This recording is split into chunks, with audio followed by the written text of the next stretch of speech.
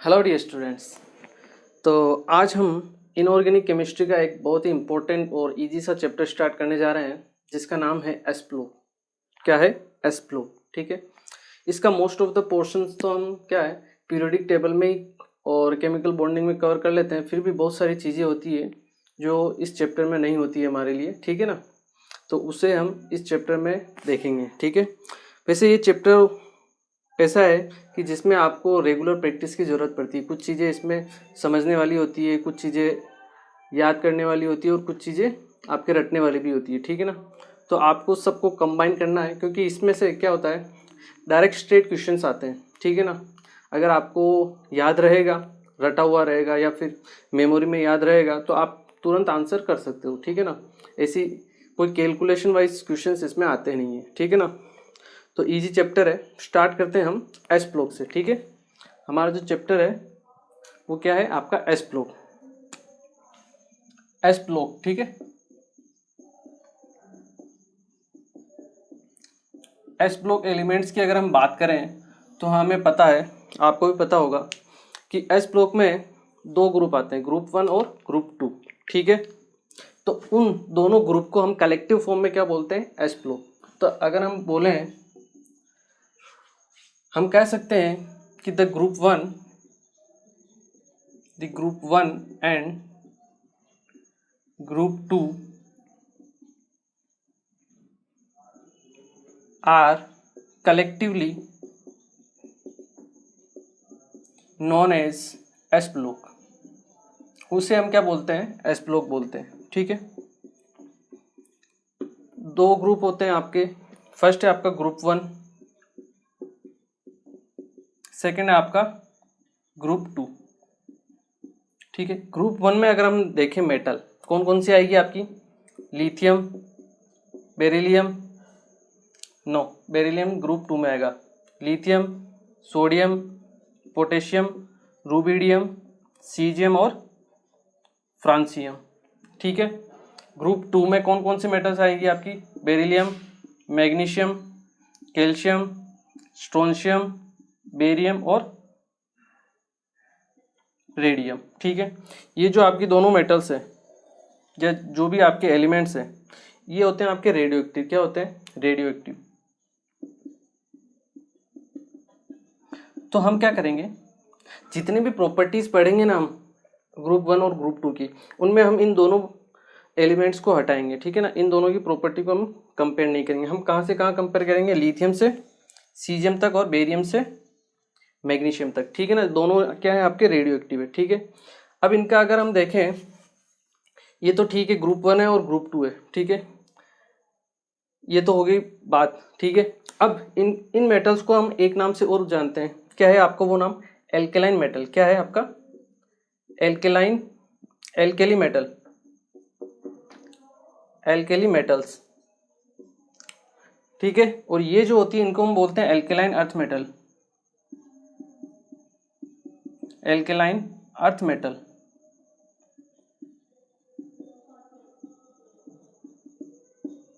ये होती है आपकी एल्केली मेटल्स और ये होती है आपकी एल्केलाइन अर्थ मेटल्स। ठीक है,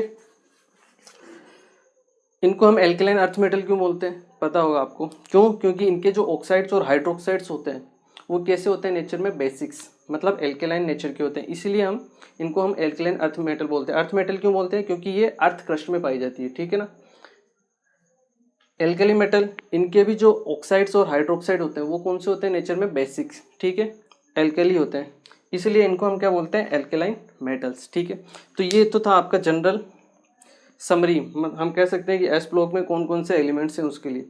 अब हम नेक्स्ट बात करेंगे इनकी प्रॉपर्टीज़ के बारे में कि क्या क्या इनकी प्रॉपर्टीज़ है, फिजिकल प्रॉपर्टीज़ और केमिकल प्रॉपर्टीज़। ठीक है, तो एक बार आप इसे नोट कर लो, फिर हम इनकी प्रॉपर्टीज़ के बारे में पढ़ते हैं।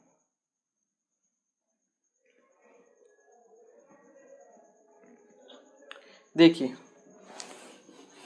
अब अगर हम इनकी फिजिकल प्रॉपर्टीज़ के बारे में सबसे पहले देखें तो आपके पास सबसे पहले जो आएगी फिजिकल प्रॉपर्टी वो आएगी इलेक्ट्रॉनिक कॉन्फ़िगरेशन। क्या आएगा? Electronic configuration. फर्स्ट जो फिजिकल प्रॉपर्टी है वो है आपकी इलेक्ट्रॉनिक कॉन्फ़िगरेशन।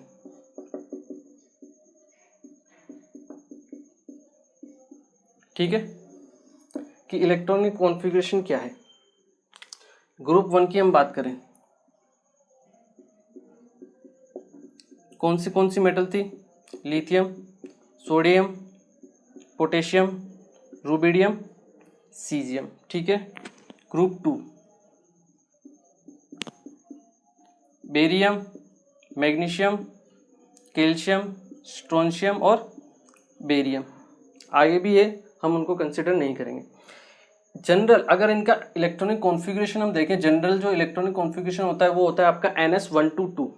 आपके एल्केली मेटल जो ग्रुप 1 है उनका जनरल कॉन्फ़िगरेशन होता है आपका NS1। क्या होता है आपका NS1। और ग्रुप 2 का क्या होता है NS2। ठीक है, ये आपका सेकेंड पीरियड का एलिमेंट है। ये आपका क्या है, लिथियम सेकेंड एलिमेंट का पीरियड है। इसका इलेक्ट्रॉनिक कॉन्फ़िगरेशन 2s1। ये आपका 3s1, 4s1, 5s1 और ये 6s1। ठीक है, वैसे ही ये क्या हो जाएगा आपका 2s2, ये हो जाएगा 3s2, ये हो जाएगा 4s2, ये हो जाएगा 5s2 और ये हो जाएगा आपका 6s2। तो ये है आपका जनरल इलेक्ट्रॉनिक कॉन्फ़िगरेशन। देखो फिजिकल प्रॉपर्टीज में हम क्या करेंगे, एल्केली मेटल और एल्केलाइन अर्थ मेटल जो दोनों की प्रॉपर्टीज है फिजिकल प्रॉपर्टी, उनको हम साथ में एक साथ कंपेयर करेंगे। ठीक है ना, तो ताकि हमें समझ में आए एक साथ कि उनको हम कैसे कंपेयर करते हैं। ठीक है ना, तो आपको इसी चार्ट फॉर्म में आपको बना लेना है, कोई दिक्कत नहीं है। ठीक है, ये हो गई आपकी इलेक्ट्रॉनिक कॉन्फ़िगरेशन, फर्स्ट जो आपका फिजिकल प्रॉपर्टी थी। इसके बाद जो सेकंड फिजिकल प्रॉपर्टी है वो होती है आपकी एटॉमिक रेडियस या एटॉमिक साइज। ठीक है, उसको हम पढ़ते हैं, एक बार इसे आप नोट कर लीजिए।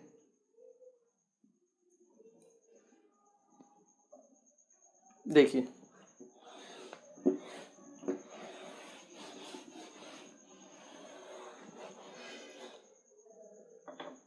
सेकंड जो आता है आपका आपका जो फिजिकल प्रॉपर्टी है वो आता है आपका एटॉमिक साइज। क्या आता है आपका एटॉमिक साइज या एटॉमिक रेडियस, कुछ भी बोल सकते हैं आप। ठीक है, देखिए ग्रुप 1 वो है आपका ग्रुप 1, ये आपका ग्रुप 2। कौन सी मेटल, लिथियम से लेके वही जो हमने लिखा था। अब हमें पता है कि अब जैसे जैसे हम ग्रुप में ऊपर से नीचे जाते हैं, जैसे जैसे हम ग्रुप में टॉप टू बॉटम जाते हैं, साइज क्या होती है आपकी इंक्रीज होती है, क्योंकि जो आपका इलेक्ट्रॉन है नेक्स्ट शेल में इंटर हो जाता है। ठीक है, इसकी वजह से साइज इंक्रीज होती है। तो जो लिथियम की साइज होगी वो क्या होगी, सबसे कम। लिथियम की साइज क्या होगी, सबसे कम। उसके बाद सोडियम, फिर पोटेशियम, फिर रुबिडियम और फिर सीजियम। ये होगा इनके साइज का ऑर्डर। ठीक है, डाउन द ग्रुप जाने पे आपकी साइज क्या होगी, इंक्रीज होगी। ग्रुप 2 में सेम ऑर्डर फॉलो करेगा, बेरिलियम की कम होगी, किससे, मैग्नीशियम से, फिर कैल्शियम, स्ट्रोंशियम और बेरियम। सबसे मैक्सिमम किसकी होगी आपकी साइज, बेरियम की। तो ये सिंपल सा ऑर्डर है किसके लिए, केवल ग्रुप में अगर हम कंपैरिजन करें तो। अब अगर हमें कंपैरिजन करना है एल्केली मेटल और एल्केलाइन अर्थ मेटल्स के लिए, आपके क्या है, एल्केली मेटल और आपको कंपेयर करना है एल्केलाइन अर्थ मेटल से।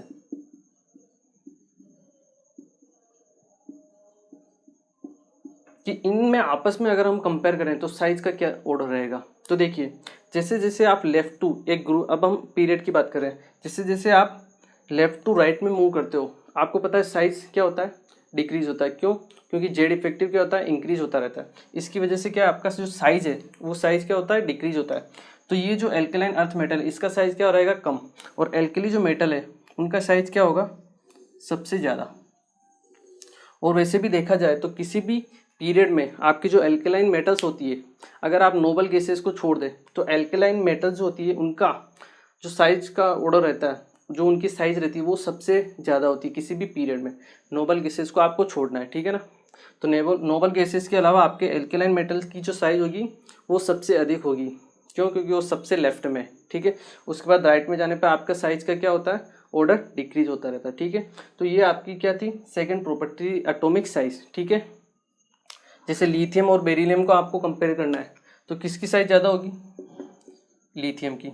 बेरिलियम की क्या होगी, कम होगी, ठीक है। ये है आपका सेकंड एटॉमिक साइज, ठीक है। इसके बाद हम पढ़ते हैं नेक्स्ट जो प्रॉपर्टी है आपकी, और नेक्स्ट प्रॉपर्टी है आपकी कौन सी, आयोनाइजेशन एनर्जी। कौन सी, आयोनाइजेशन एनर्जी। एक बार इसे नोट करो, फिर हम आयोनाइजेशन एनर्जी के बारे में पढ़ते हैं। देखिए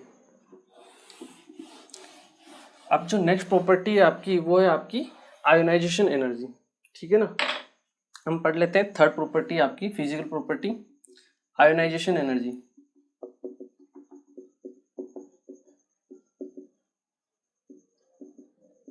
जिसको हम क्या बोलते हैं, आईई शॉर्ट फॉर्म में, ठीक है। देखिए वही हम बात करें ग्रुप में, ये आपका ग्रुप 1 और ये आपका ग्रुप 2, ठीक है। ग्रुप 1 में metal lithium, sodium, potassium, rubidium, caesium. Group 2 में बेरिलियम, मैग्नीशियम, कैल्शियम, स्ट्रोंशियम और बेरियम। हमें पता है जैसे जैसे आप ग्रुप में ऊपर से नीचे जाते हो, टॉप टू बॉटम, आपकी साइज क्या होती है, इंक्रीज होती है। अगर साइज इंक्रीज होगी तो आईई क्या होती है आपकी, डिक्रीज होती है। क्यों, आईई का मतलब क्या होता है, आईई का मतलब होता है आपको उस एलिमेंट से, जो उसका गैसियस एलिमेंट है, उसमें से एक इलेक्ट्रॉन को बाहर निकालना, ठीक है। जितना ज़्यादा साइज होगा उसका मतलब न्यूक्लियस का अट्रैक्शन, आउटर मोस्ट शेल पे जो इलेक्ट्रॉन है उसके ऊपर क्या रहेगा, उतना ही कम रहेगा, ठीक है। तो देखिए जैसे जैसे हम ऊपर से नीचे जाते रहते हैं आपका क्या होता है, साइज बढ़ता रहता है। साइज बढ़ता है मतलब वही मैंने जो आपको बताया, आउटर मोस्ट शेल इलेक्ट्रॉन पे जो न्यूक्लियस का अट्रैक्शन वो क्या हो जाता है, कम हो जाता है। मतलब उसको निकालना क्या हो जाता है, और इजी हो जाता है। मतलब आपको थोड़ी सी ही एनर्जी देनी पड़ेगी उसको, ठीक है। साइज बढ़ती है इसलिए आपकी आयोनाइजेशन एनर्जी क्या होती है, धीरे धीरे कम होती है। अगर आप थोड़ी सी एनर्जी इसको दोगे, जिसमें से इसमें से क्या हो जाएगा, एक इलेक्ट्रॉन बाहर निकल जाएगा, ठीक है। ये तो हुई इसके एल्केलाइन मेटल के लिए। सेम जो ऑर्डर फॉलो करता है वो किस में फॉलो करता है, आपके ग्रुप 2 में। यहाँ पे भी अगर हम साइज के बारे में देखें तो साइज क्या होगी आपकी, इंक्रीज होगी, और आईई जो होगी वो क्या होगी, डिक्रीज। मतलब ऊपर से नीचे जाने पर आपकी आयनाइजेशन एनर्जी क्या होती है, डिक्रीज होती रहती है, ठीक है। ये तो था ग्रुप 1 और ग्रुप 2 के लिए। अब अगर हमें कंपेयर करना हो इस एल्केलाइन मेटल और एल्केलाइन अर्थ मेटल के लिए आयोनाइजेशन एनर्जी आपस में कंपेयर करना, तो हम कैसे करेंगे। देखिए अब अगर हम बात करें आयोनाइजेशन एनर्जी की, किसके लिए, एल्केलाइन मेटल, एल्केली मेटल, इसकी आईई 1 के बारे में बात करें, और आपके एल्केलाइन अर्थ मेटल इसकी हम आईई 1 की बात करें, ठीक है। आईई 1 का मतलब है क्या, आपको एक इलेक्ट्रॉन निकालना है, ठीक है। अब हमें पता है कि यहाँ से यहाँ जाने पर साइज क्या होता है, डिक्रीज होता है। मतलब इसका साइज बड़ा है। अगर हम इन दोनों में आपस में कंपेयर करें तो इसका साइज, ग्रुप 1 का साइज क्या है, बड़ा। अगर ये ग्रुप 1 का साइज बड़ा है तो इसकी आयोनाइजेशन एनर्जी क्या होगी, कम। ये तो रही आपकी आयोनाइजेशन एनर्जी 1 के लिए। अब हम बात करें IE2 के लिए। IE2 का मतलब होता है एक इलेक्ट्रॉन तो निकल गया, उसके बाद जो सेकंड इलेक्ट्रॉन हमें निकालना है वो हमें देखना है उसके केस में क्या होगा, क्योंकि वो थोड़ा इंपॉर्टेंट केस आ जाता है। जैसे हम बात करें सोडियम और मैग्नीशियम की बात करें, ठीक है, या सोडियम और मैग्नीशियम की बात करते हैं, ठीक है ना। जैसे आपका सोडियम है, इसमें से एक इलेक्ट्रॉन निकला तो आपके पास बनता है Na+, ठीक है। ये हुई आपकी IE1। क्या है आपकी IE1, इसका इलेक्ट्रॉनिक कॉन्फ़िगरेशन क्या है, 3s1, 1s2 2s2 2p6 3s1। इसका क्या होगा, 2s2 2p6। आया समझ में। सोडियम के आगे क्या है आपका मैग्नीशियम, ये आपका मैग्नीशियम। मैग्नीशियम से आपने एक इलेक्ट्रॉन निकाला IE1, ये आपके बनता है Mg+। मैग्नीशियम का इलेक्ट्रॉनिक कॉन्फ़िगरेशन क्या होगा, 3s2, ये हो जाएगा आपके 3s1। एक इलेक्ट्रॉन निकल गया तो 3s1 में कन्वर्ट हो गया, ठीक है। अब हमें क्या करना है, ये तो हमने कंपेयर कर लिया IE1। अब हमें देखना IE2 का क्या होगा। क्या है आपका IE2। IE2 मतलब Na+ में से एक इलेक्ट्रॉन और निकालना, ठीक है। Na मतलब 2+ करना है आपको, ठीक है। Na2+, या आप सिंपल ले लो इसको, आपको एक इलेक्ट्रॉन और निकालना है। तो अब एक इलेक्ट्रॉन निकालने के लिए आपको क्या करना है, ये जो है आपका कौन सा कॉन्फ़िगरेशन आ गया है, नोबल गैस कॉन्फ़िगरेशन। कौन सा है, ये आपका noble gas configuration, noble gas configuration, ठीक है। और ये आपका क्या है, सिंपल कॉन्फ़िगरेशन, जो है आपका अनस्टेबल, या हम कह सकते हैं लेस स्टेबल, क्या आपका लेस स्टेबल कॉन्फ़िगरेशन, ठीक है। ये है आपका नोबल गैस कॉन्फ़िगरेशन। अब आपको एक इलेक्ट्रॉन निकालना, एक तो अनस्टेबल थोड़ा लेस स्टेबल है, और एक है आपका नोबल गैस स्टेबल है। तो आपको एनर्जी किस में देनी पड़ेगी ज़्यादा, नोबल गैस वाले में, ठीक है। तो अगर हम IE2 की बारे में बात करें, किसके बारे में, IE2 के बारे में, तो इसमें क्या होगा आपका ज़्यादा हो जाएगा। पहले क्या था आपका, कम था, लेकिन इस बार क्या हो जाएगा, आपकी जो एल्केलाइन अर्थ मेटल है उनका ज़्यादा हो जाएगा। मतलब हम कह सकते हैं कि जो आपका एल्केलाइन मेटल है, एल्केली मेटल, और हम एल्केलाइन अर्थ मेटल, ये आपका जो IE2 अगर हम कंपेयर करें, क्या हम कंपेयर करें, IE2, तो यहाँ पे जहाँ पे एल्केली मेटल का कम था और एल्केलाइन अर्थ मेटल का ज़्यादा था, एल्केलाइन अर्थ मेटल का ज़्यादा था IE1, लेकिन अभी क्या होगा, एल्केलाइन अर्थ मेटल का जो वन इलेक्ट्रॉनिक कॉन्फ़िगरेशन क्या है, लेस स्टेबल है, तो उसमें से जल्दी निकल जाएगी, मतलब उसकी क्या हो जाएगी, जस्ट अपोजिट हो जाएगा।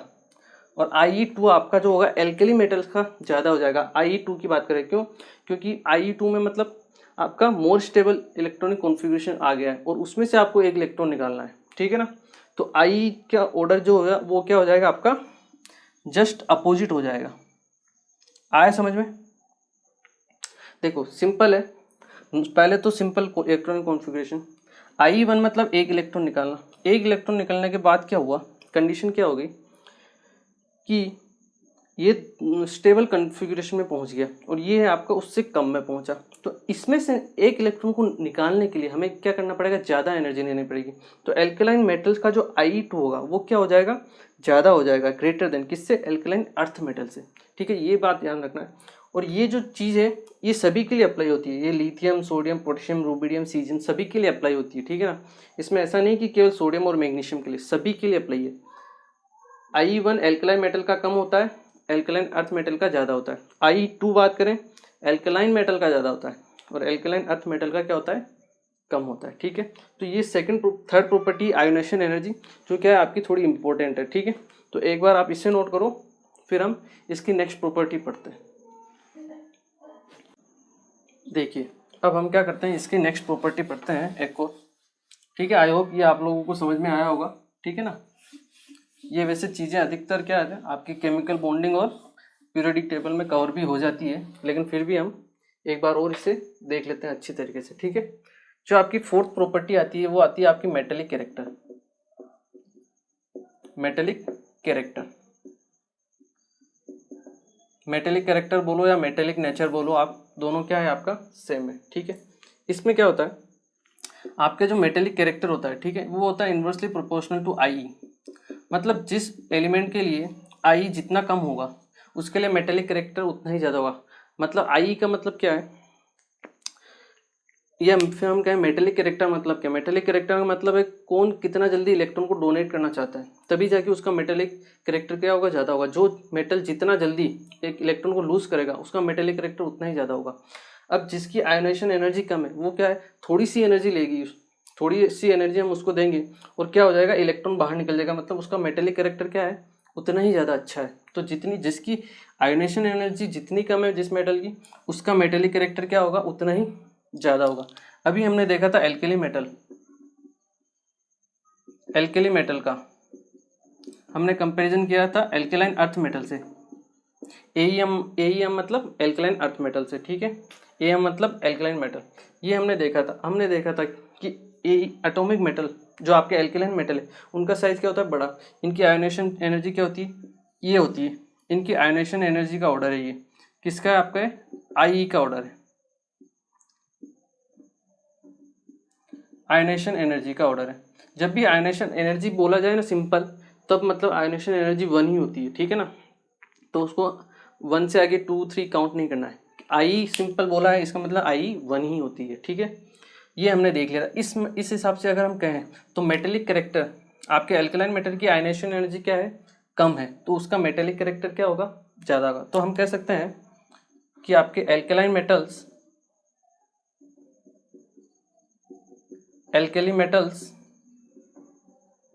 हैव ग्रेटर मेटेलिक कैरेक्टर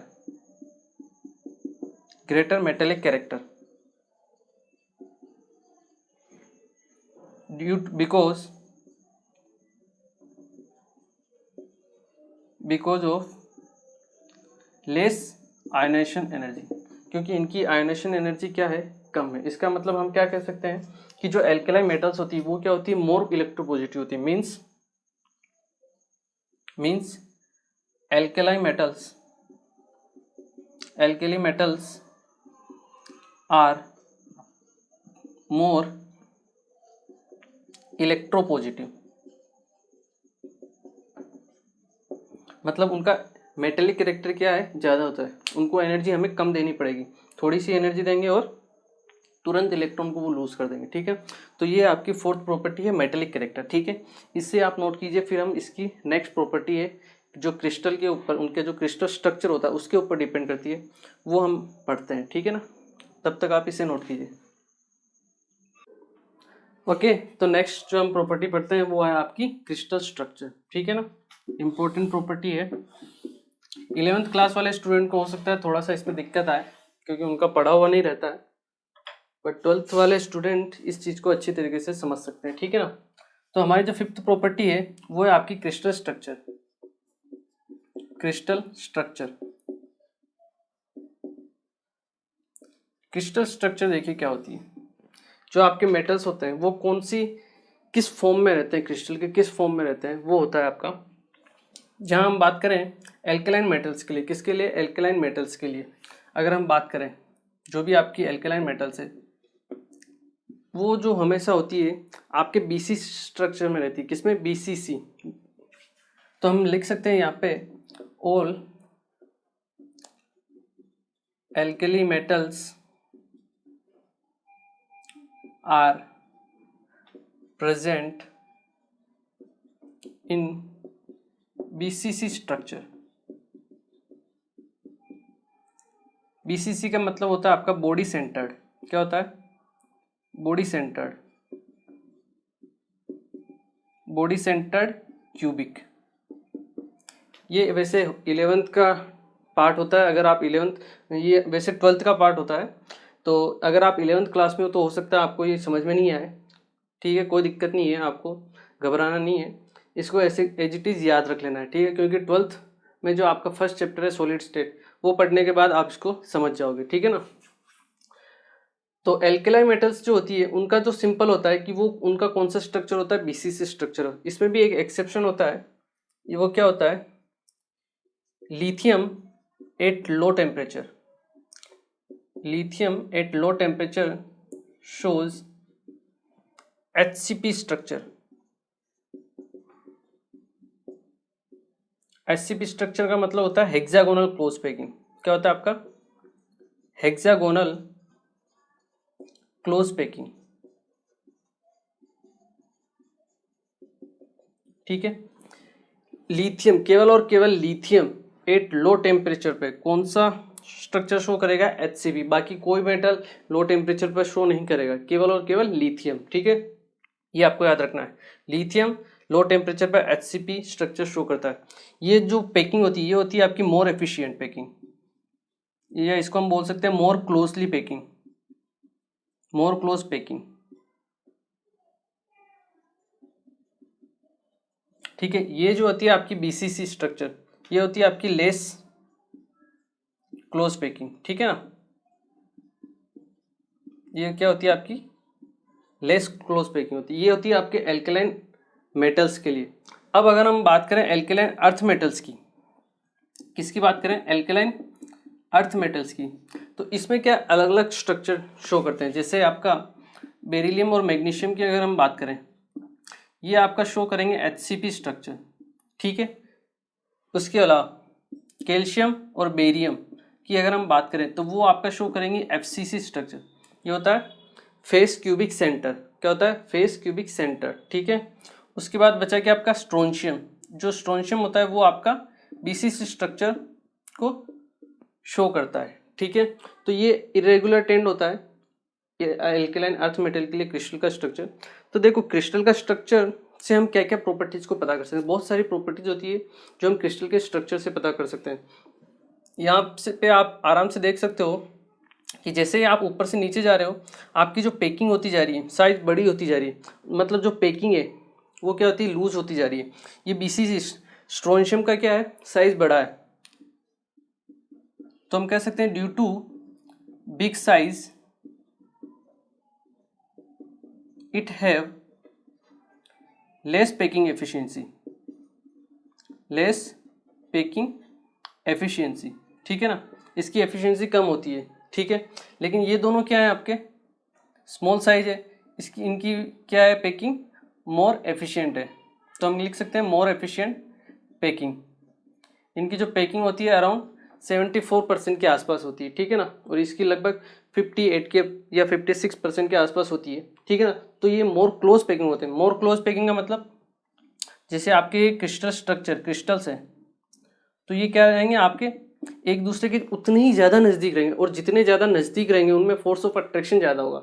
इसकी वजह से क्या बहुत सारी प्रॉपर्टीज़ के ऊपर इसका असर हम देख सकते हैं। जैसे आपका अगर इनमें फोर्स ऑफ अट्रैक्शन ज़्यादा है मतलब क्लोज पैकिंग है तो उसका डेंसिटी जो रहेगा वो ज़्यादा रहेगा, हेवी मेटल रहेगा। इसके अलावा उसके मेल्टिंग पॉइंट और बॉइलिंग पॉइंट वो भी ज़्यादा रहेंगे। क्यों? क्योंकि हमें जो फोर्स को ब्रेक करना पड़ेगा उसके लिए एनर्जी जो देनी पड़ेगी वो ज़्यादा देनी पड़ेगी, ठीक है। ये जो आपके एल्केलाइन मेटल्स है इनकी क्या है क्लोज पैकिंग उतनी ज़्यादा नहीं है, इनकी लूज पैकिंग है, ठीक है।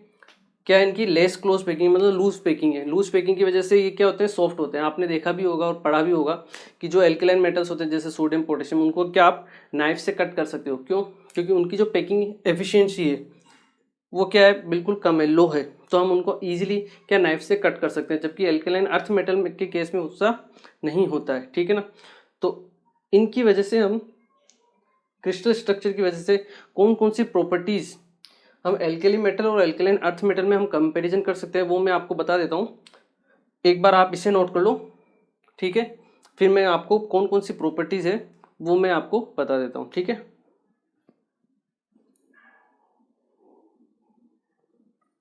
देखिए, ओके, ये आपने आई थिंक ऐसे बना लिया होगा, ठीक है ना, तो इसको ऐसे ही रहने देना। या हम देख लेते हैं आपके एल्केली मेटल और एल्केलाइन अर्थ मेटल के बारे में अगर हम बात करें, ठीक है। ये आपका एल्केली मेटल, ठीक है, ये क्या होंगे इनकी लेस पैकिंग एफिशिएंसी होती है। इसका मतलब ये क्या होंगे एक तो आपके सॉफ्ट होंगे नेचर में, क्या होंगे सॉफ्ट होंगे, सॉफ्ट एंड डक्टाइल इसको हम बोल सकते हैं। जबकि ये क्या होंगे आपके हार्ड होंगे, क्या होंगे hard and brittle, hard and brittle, ठीक है, हार्ड एंड ब्रिटल। ये क्या होंगे आपके एल्केलाइन जो मेटल्स होंगे वो क्या होंगे लो डेंसिटी वाले होंगे। इनकी जो डेंसिटी होगी क्या होगी लो डेंसिटी। ये आपके पानी के ऊपर फ्लोट भी कर लेते हैं बहुत सारे। आपका जो लिथियम है वो क्या कर सकता है पानी के ऊपर फ्लोट कर सकता है, ठीक है। इनकी लो डेंसिटी होती है, इनकी क्या होती है हाई डेंसिटी होती है, ठीक है। इसके अलावा हम कह सकते हैं इनके मेल्टिंग पॉइंट और बॉइलिंग पॉइंट क्या होंगे लो होंगे, low melting point and boiling point. इनके क्या होंगे इस केस में हाई होंगे, high melting point and boiling point, ठीक है। लेटिस एनर्जी भी होती है एक, आपने पढ़ा होगा, तो इस केस में क्या होगा लेस लेटिस एनर्जी होगी, लेटिस एनर्जी। जबकि इस केस में क्या होगा आपका हाई लेटिस एनर्जी होगी, ठीक है।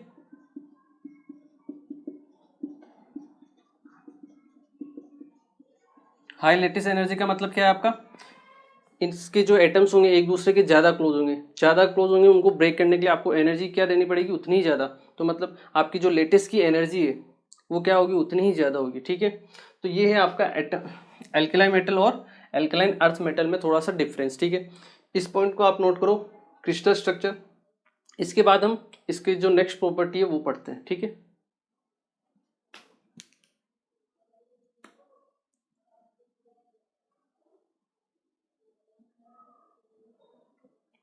देखिए अब जो हम 6 प्रॉपर्टी पढ़ने जा रहे हैं वो है आपकी मेल्टिंग पॉइंट और बॉइलिंग पॉइंट। वैसे हमने क्रिस्टल स्ट्रक्चर में मेल्टिंग पॉइंट और बॉइलिंग पॉइंट को कंपेयर कर लिया है, बट फिर भी क्या होता है, कुछ ना कुछ इरेगुलरिटीज है आपके मेल्टिंग पॉइंट और बॉइलिंग पॉइंट में, वो हम देख लेते हैं। Melting point and boiling point, ठीक है, ये हम देख लेते हैं आपका नेक्स्ट टॉपिक, ठीक है।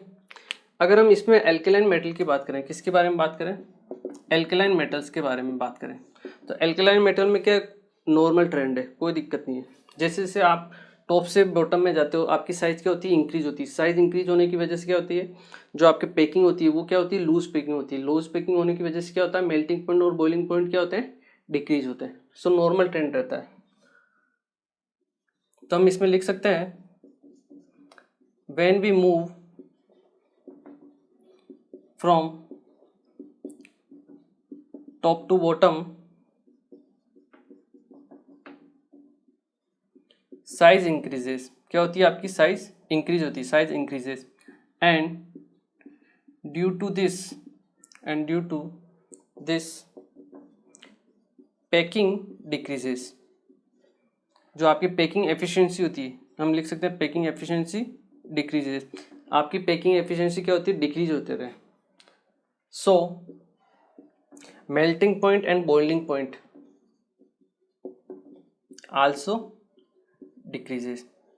आपके मेल्टिंग पॉइंट और बॉइलिंग पॉइंट क्या होते हैं, डिक्रीज होता है। सबसे ज़्यादा किसका होगा, लिथियम का, फिर सोडियम, पोटेशियम, रुबिडियम और सीजियम का। तो ये होगा आपके अल्कलाइन मेटल के लिए मेल्टिंग पॉइंट और बॉइलिंग पॉइंट का ऑर्डर, ठीक है। इसमें तो कोई आपका एक्सेप्शन नहीं है, लेकिन जब हम एल्कलाइन अर्थ मेटल की बात करते हैं तो यहाँ पे आपके कुछ एक्सेप्शन आ जाते हैं जो आपको बिल्कुल याद रखने पड़ेंगे, क्योंकि ये आपका प्रैक्टिकल डेटा है, ठीक है ना। तो अगर यहाँ पे हम बात करें, किसकी बात करें, मेल्टिंग पॉइंट की, तो आपका नॉर्मल जो ट्रेंड होना चाहिए वो क्या होना चाहिए था,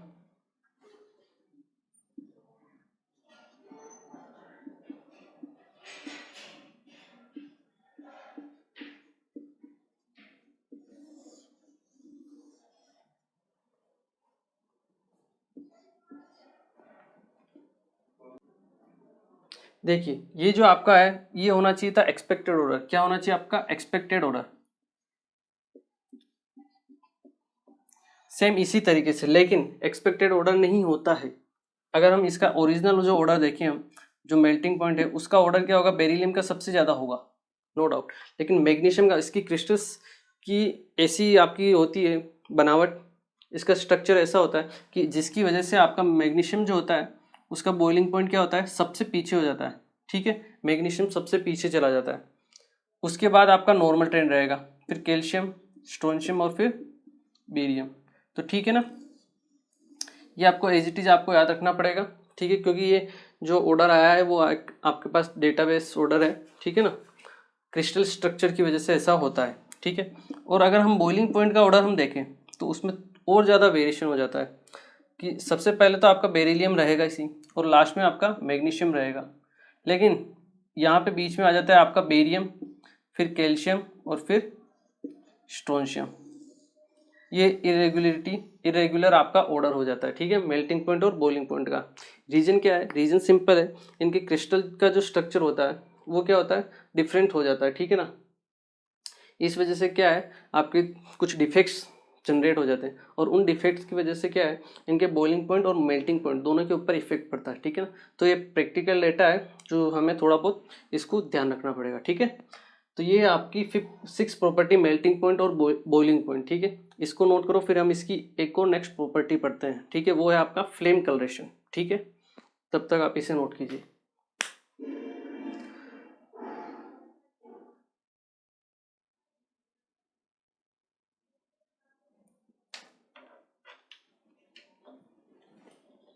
देखिए अभी हम जो नेक्स्ट पढ़ते हैं वो आपका फ्लेम कलरेशन, ठीक है।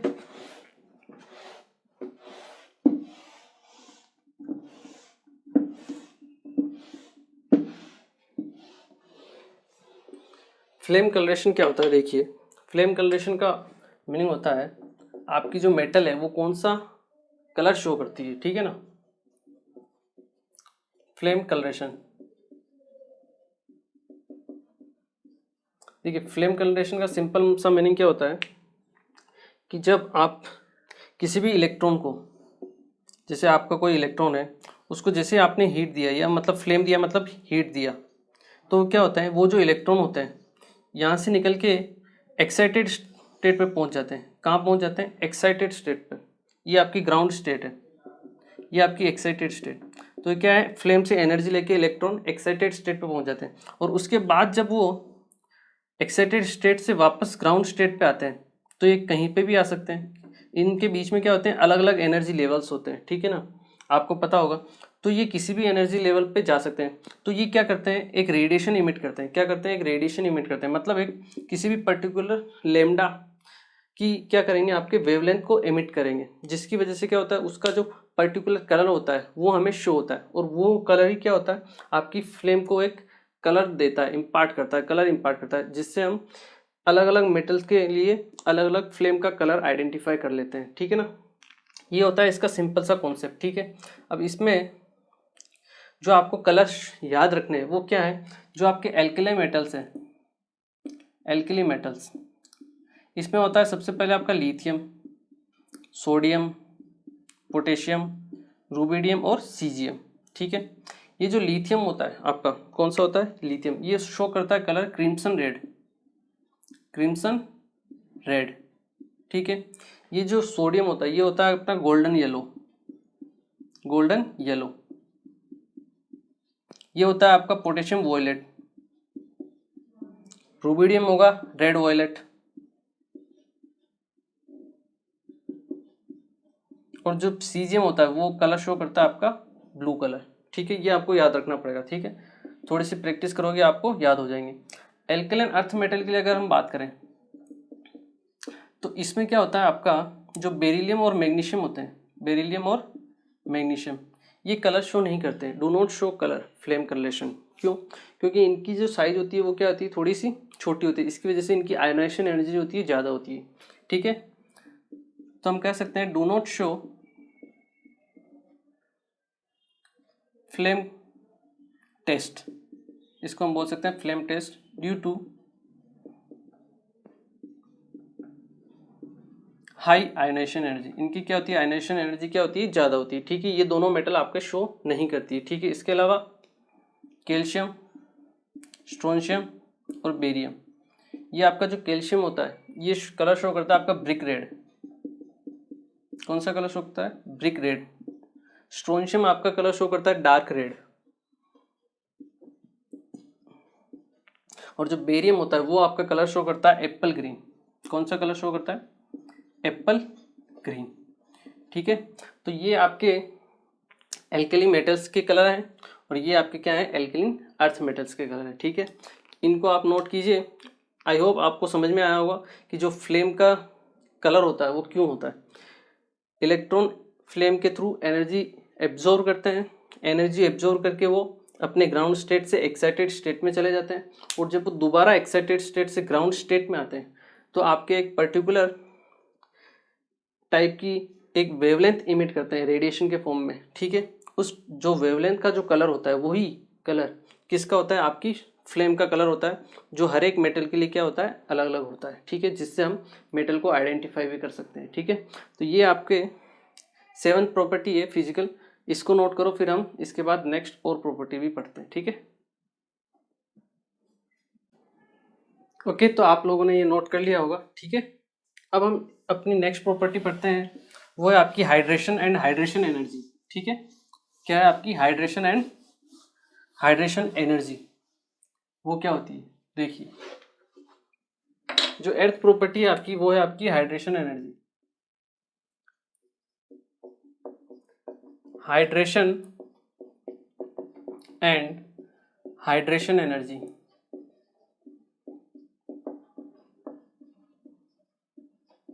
देखिए होता क्या है,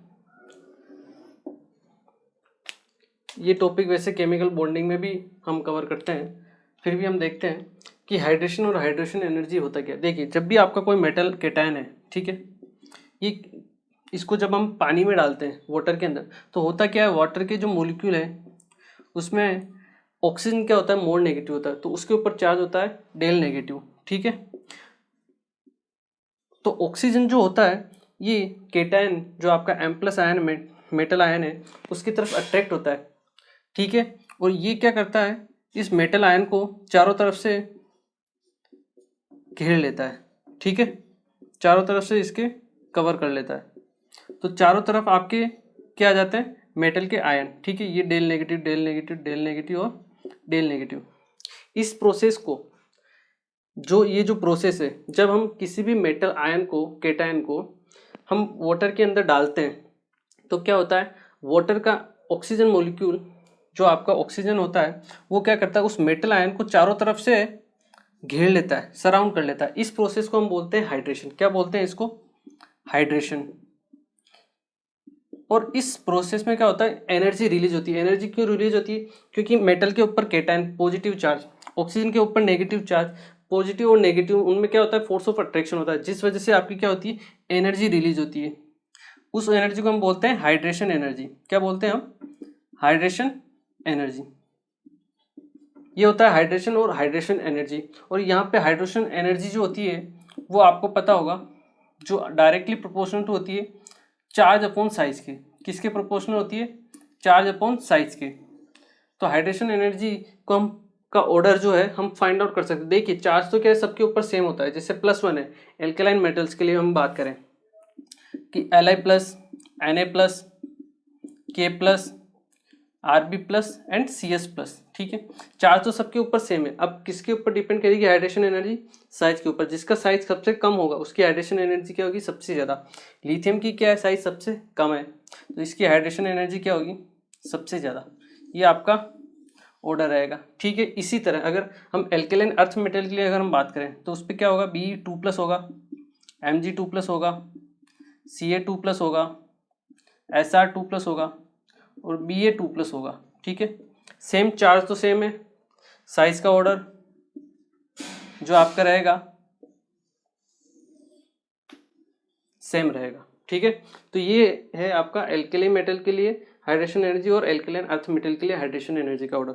तो अब ये तो ठीक है, ये तो हमने नोट कर लिया। अब हम पढ़ते हैं कि पानी के अंदर ये जो आपके मेटल्स हैं ये किस फॉर्म में रहते हैं, ये इंपॉर्टेंट चीज़ है, ठीक है। ये आपको समझ में आना चाहिए। एक बार आप इसे नोट करो, फिर मैं आपको वो बताता हूँ वो फॉर्म, ठीक है। तो देखिए ये आप लोगों को समझ में आ गया होगा कि हाइड्रेशन क्या होता है और हाइड्रेशन एनर्जी क्या होता है। अब मैं आपको बताता हूँ कि आपके जो ये एलिमेंट्स हैं, एल्केली मेटल्स या एल्केलाइन अर्थ मेटल्स, ये पानी में किस फॉर्म में एग्जिस्ट करते हैं, ठीक है। तो जैसे हम बात करें लिथियम की, ठीक है, और एक हम बात करें Na+, K+, Rb+ और Cs+, ठीक है। एक तो हम बात करें Li+ की और एक हम बात करें बाकी के जो भी एलिमेंट्स हैं उनकी, ठीक है।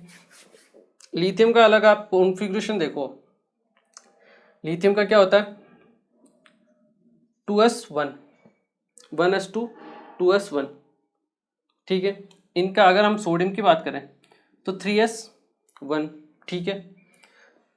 2s1 का मतलब क्या है, आपके पास एक तो 2s ऑर्बिटल है और आपके पास है 2p ऑर्बिटल। और Li+ का मतलब जो एक इलेक्ट्रॉन था जो 2s में था वो भी चला गया, मतलब इसके पास आपके पास 4 वेकेंट ऑर्बिटल है। क्या है आपके पास, 4 vacant orbital, 4 vacant orbital.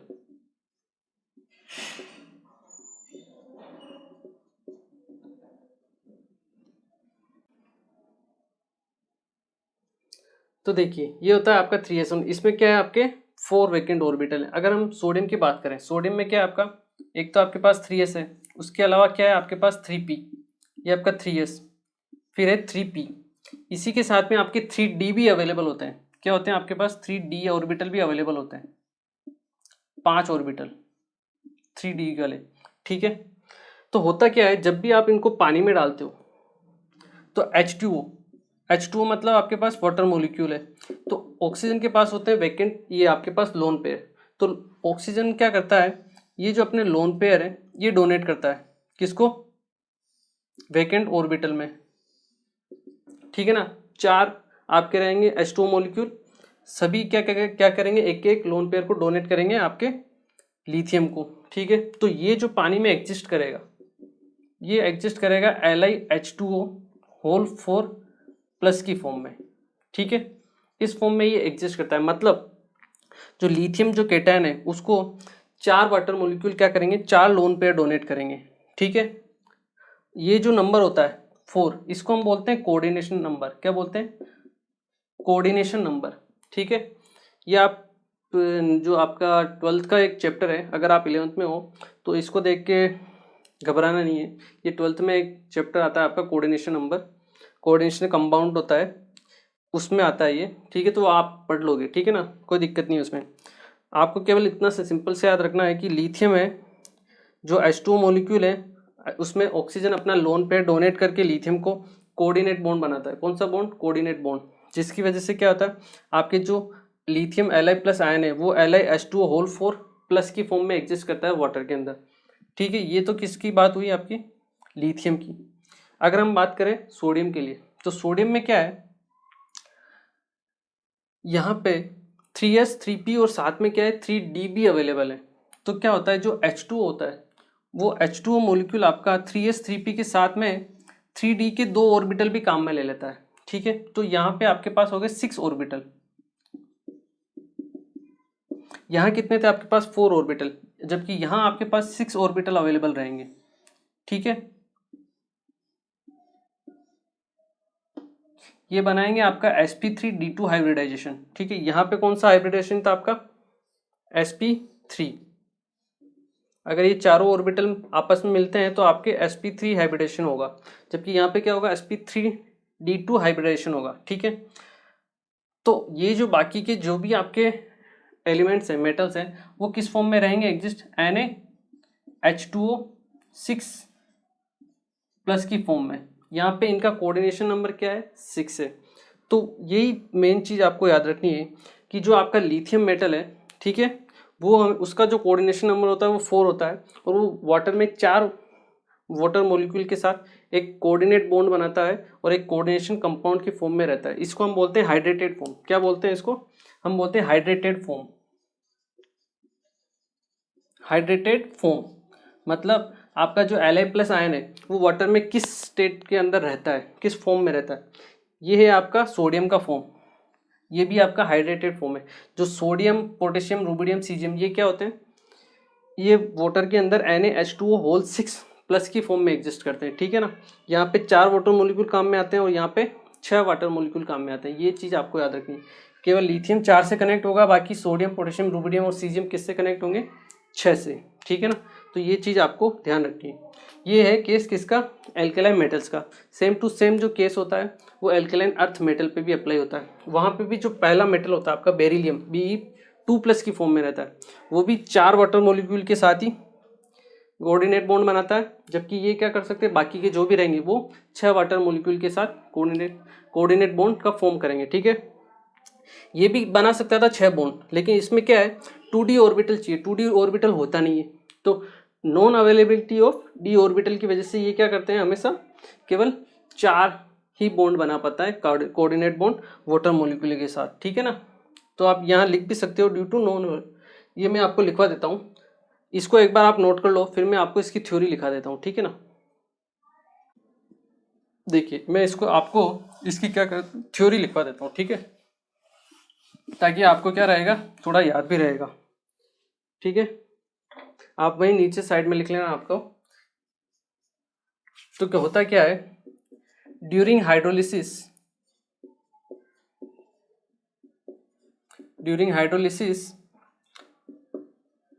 the oxygen, or हम we can say the water molecule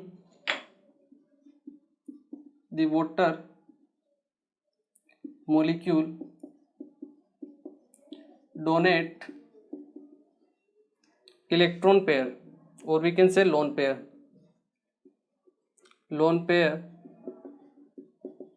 to metal ions and form coordinate bond का वो फॉर्मेशन करता है, ठीक है। पहली चीज़ तो ये। दूसरी चीज़ जो क्या है वो है किसके लिए, Li+ के लिए। हम कह सकते हैं due to non availability due to non availability of vacant d orbital Li plus ion can only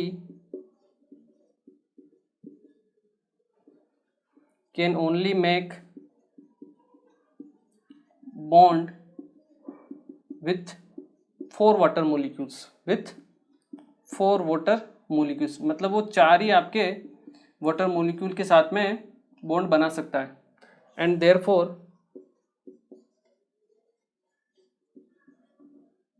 exist as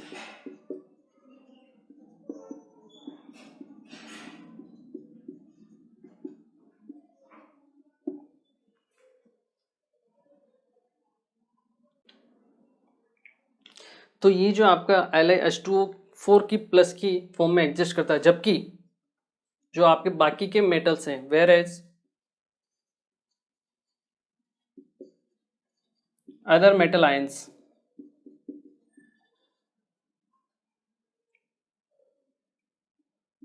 have vacant d orbitals and exist as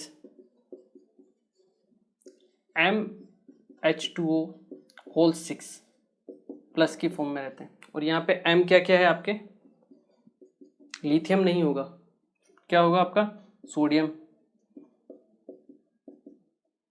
Rb plus और Cs प्लस। ठीक है, ये आपके M कोई भी orbital हो सकता है। ठीक है, तो ये आपकी थ्योरी है और ऐसा का ऐसा ही सेम टू सेम ट्रेंड किसके लिए अप्लाई होता है, एल्कलाइन अर्थ मेटल्स के लिए। ठीक है, तो एक बार इसे भी आप नोट करो, फिर मैं आपको एल्कलाइन अर्थ मेटल का भी ऑर्डर बता देता हूँ। ओके, तो आई होप ये आप लोगों ने नोट कर लिया होगा। अब हम बात करते हैं किसके लिए, एल्कलाइन अर्थ मेटल के लिए। अगर हम बात करें एल्कलाइन अर्थ मेटल में क्या होगा, वो है हमारा Be2+, ठीक है, और बाकी के metal Mg2+, Ca2+, Sr2+, Ba2+, ये इस फॉर्म में रहेंगे। ठीक है, अगर Be2+ के बारे में हम बात करें तो क्या होगा इसका ऑर्डर 2s2, इसका क्या होगा मैग्नीशियम का 3s2, 2s2 का मतलब आपके पास क्या है, s में कितने ऑर्बिट इलेक्ट्रॉन है 2।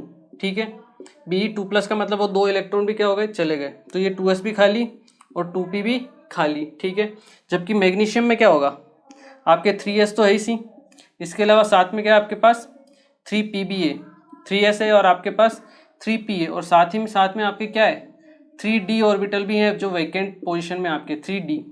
ठीक है, तो same to same condition apply होती है। H2O क्या ऑक्सीजन लोन पेयर डोनेट करता है और किस फॉर्म में एग्जिस्ट करता है, BeH2O होल 4 2+ की फॉर्म में। यहाँ पे चार्ज कितना आता है +2 आता है, लिथियम में +1 था। अगर हम मैग्नीशियम के बारे में बात करें तो वो किस फॉर्म में रहेगा आपका MgH2O होल 6 2+ की फॉर्म में।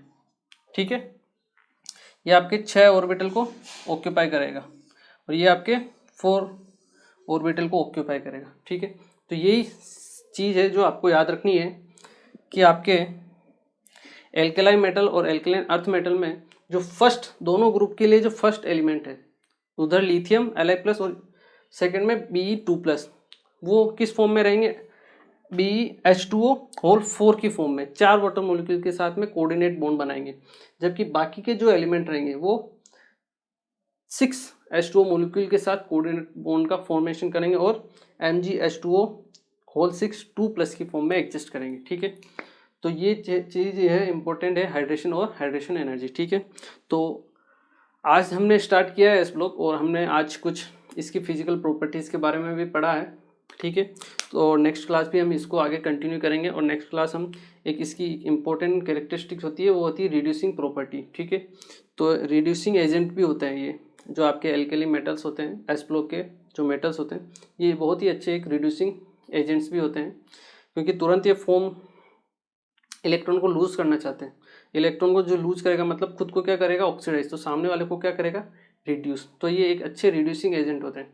तो वो उनका जो रिड्यूसिंग कैरेक्टर वो कैसा होता है, ठीक है, वो हम नेक्स्ट लेक्चर में पढ़ेंगे। ठीक है, तब तक आप को जो ये पढ़ाया गया है उसको आप पढ़िए अच्छे से और रिवाइज कीजिए।